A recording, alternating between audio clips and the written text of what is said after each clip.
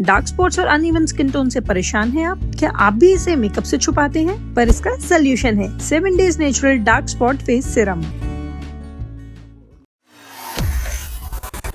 करीब 19 महीने से इजराइल के हमले झेल रहा गाजा भूख और प्यास की चपेट में है। इजरायली सेना द्वारा 2 महीने से विदेशी सहायता रोके जाने के बाद गाजा में फूड स्टोर और कम्युनिटी किचन में लूटपाट शुरू हो गई है। भूखे प्यासे लोग अब बेकाबू हो रहे हैं। इजराइल फिलिस्तीनियों को क्रूर सामूहिक दंड दे रहा है।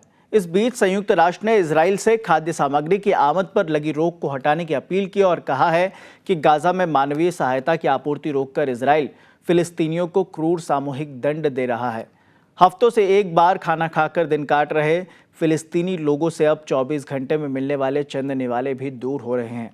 इसी के चलते बुधवार को गाजा में 5 इलाकों में खाद्य सामग्री की लूटपाट की घटनाएं हुई। जहां पर खाद्य सामग्री की लूट हुई है उनमें संयुक्त राष्ट्र के शरणार्थी शिविर का खाद्यान्न गोदाम भी शामिल है।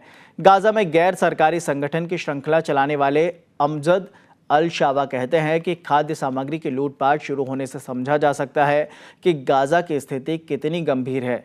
यहां पर अब खाने के लिए लड़ाई शुरू हो गई है। विश्व समुदाय को इस ओर ध्यान देना चाहिए। इस बीच गाजा में इजरायली सेना के जमीनी और हवाई हमले भी जारी हैं। गुरुवार 1 मई को हुए हमले में 12 लोग मारे गए। इन्हें मिलाकर अक्टूबर 2023 से अभी तक मरने वाले फिलिस्तीनियों की गिनती बढ़कर 52,000 को पार कर गई है। गाजा में शांति के लिए भारत भी अब लगातार कोशिश कर रहा है। भारत संबद्ध पक्षों से संपर्क कर गाजा में शांति स्थापना के लिए प्रयास कर रहा है।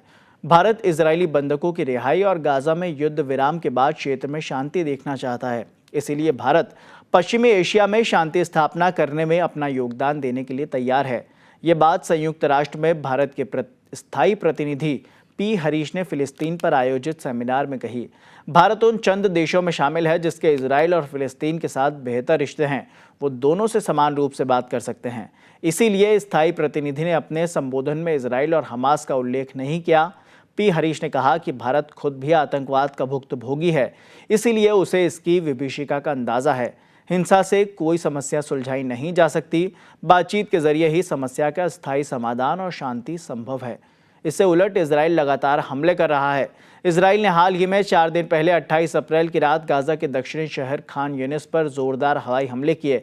शरणार्थियों के तंबू पर हुए हवाई हमले में बच्चों और महिलाओं समेत कम से कम 17 फिलिस्तीनियों की मौत हो गई। वहीं कई लोगों के घायल होने की भी खबर है।